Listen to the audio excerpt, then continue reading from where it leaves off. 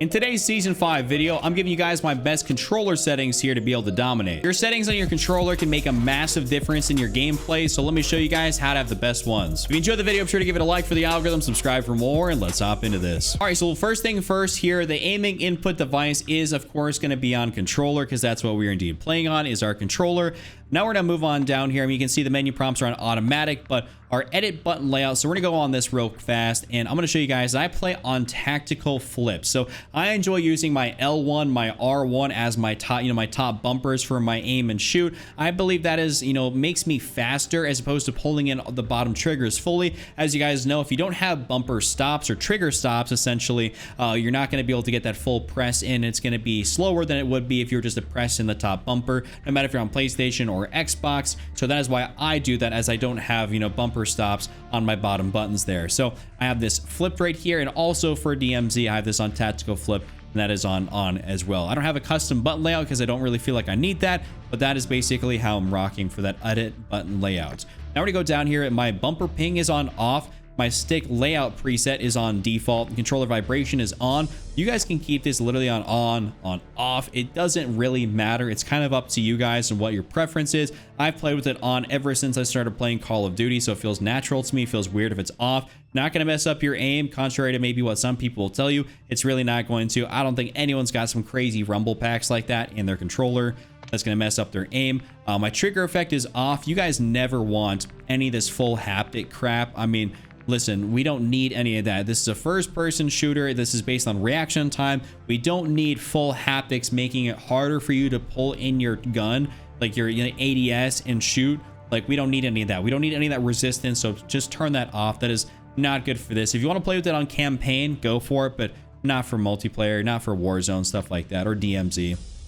Now let's get into some real fun stuff down here. So my aiming, my horizontal stick sensitivity is on a 6. My vertical is also on a 6. This is pretty crucial right here to be able to have a good stick sensitivity. So you don't have to play on like a 20. You don't have to play on like a 2. I play on a 6 because, I'll tell you guys this right now. I used to play on an 8 sensitivity, and I felt like I was overcorrecting, hitting, like missing too many shots, and it wasn't very, precise at longer ranges. And so I kind of dialed it back a little bit, and this 6 sensitivity really allows me to still be able to move and turn around fast enough, also because some of the other settings I'll show you, but it allows me also to not overcorrect and be inaccurate. So these are really good settings. If you're looking to kind of, improve your, stick sensitivity, I'd recommend trying this out right here, as this is a really nice happy medium, especially if you're anywhere in between 4 or 10 or something like that. This 6 will definitely work out great for you. If you play on a 20-20 and you're missing shots, then you just really need to reevaluate and not play on a 20-20, because that's not beneficial to you.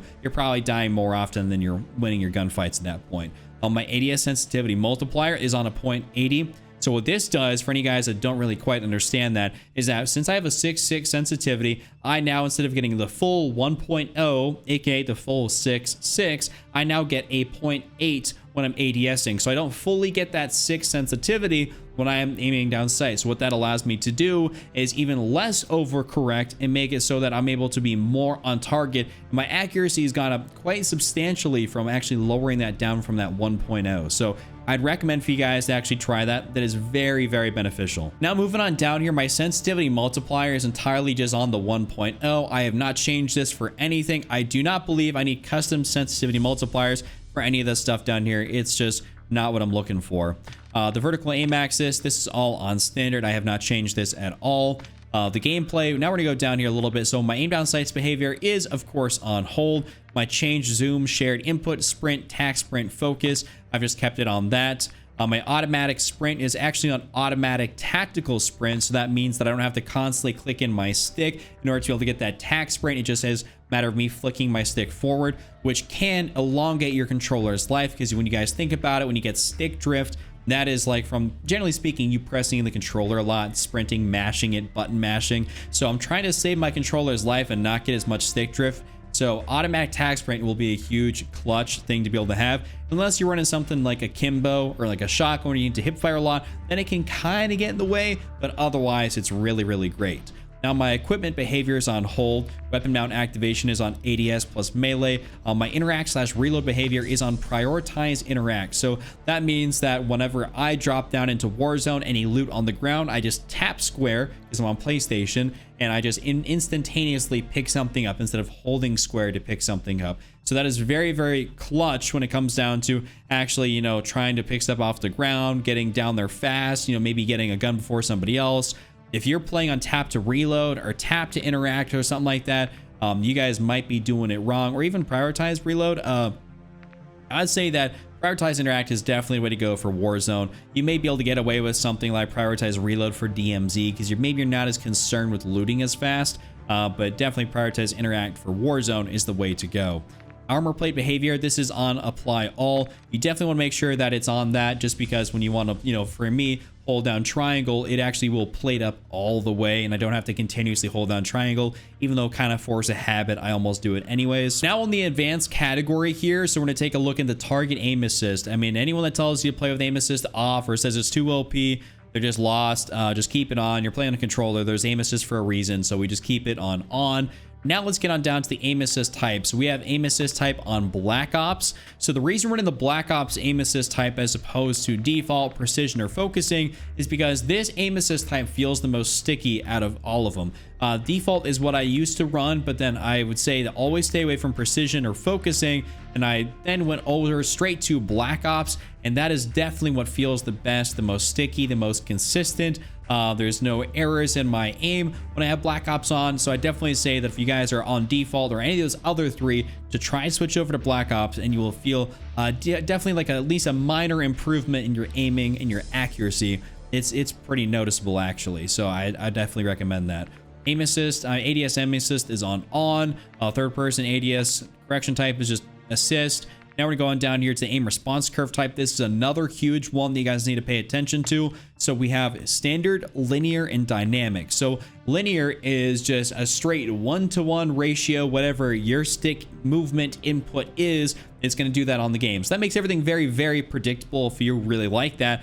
I go for dynamic because it's got the reverse S curve, meaning that when I slightly move it, I can actually have those nice flick movements without having to completely whip my stick around over to the other way. So it allows for that, but also because it ramps up and down, when you get to closer to that middle portion, it's not going to allow you to just fully go crazy. It's going to actually start slowing down your overall ramp, which means that you're going to be more accurate. It's going to allow you to make those small flick movements, but not allow you to overcorrect and go absolutely crazy. It's definitely something I would really invest into, trying to learn how to use dynamic instead of linear or standard.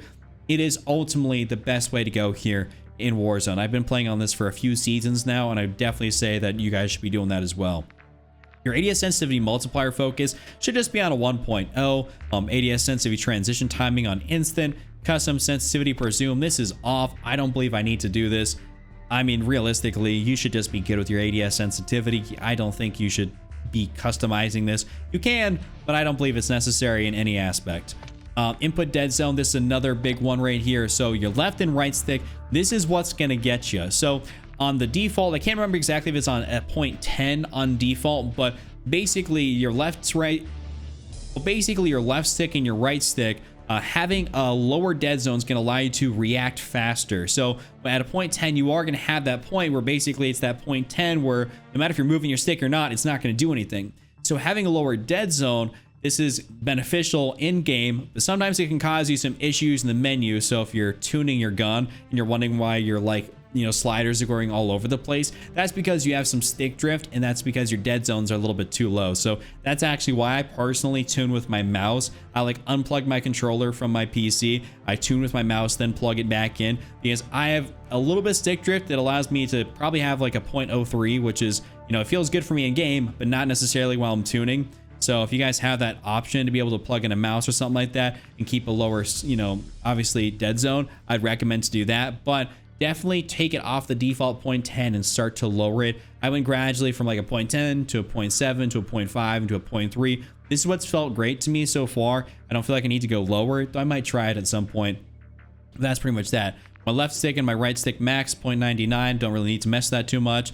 Left trigger, right trigger, you want this on 0. There's no reason to have a dead zone on your triggers. I mean, if you're trying to like throw something, or even this, if you're ADSing, there's no reason to have a dead zone on that at all. That's just gonna slow you down even more so. So turn that all the way down to 0. It doesn't matter what you're doing with them.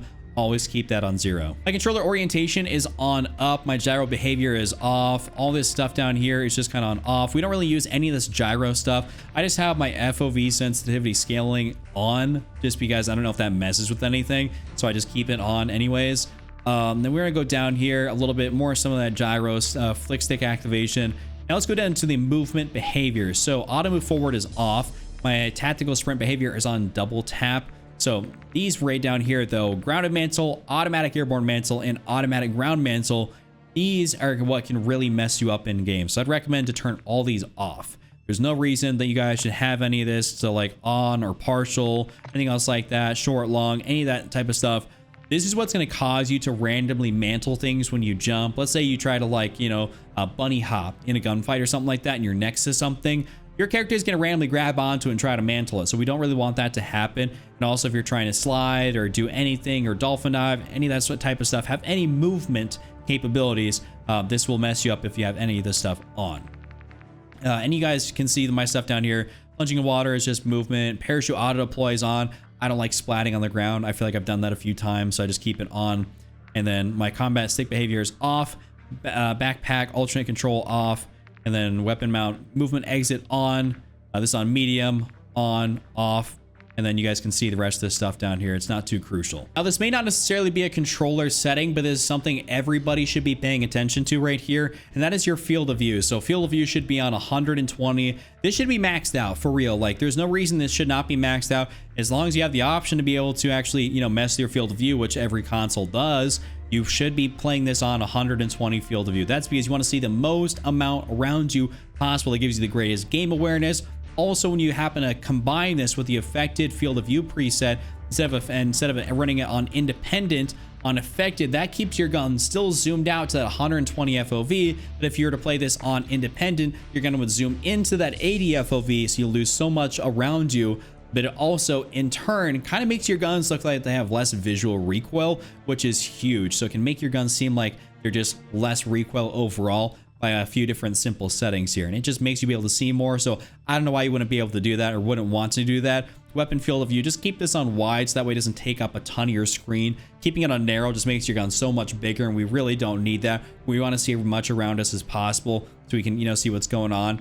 And third person field of view is on 90. This is on default. Keep your first person camera movement, third person on 50%.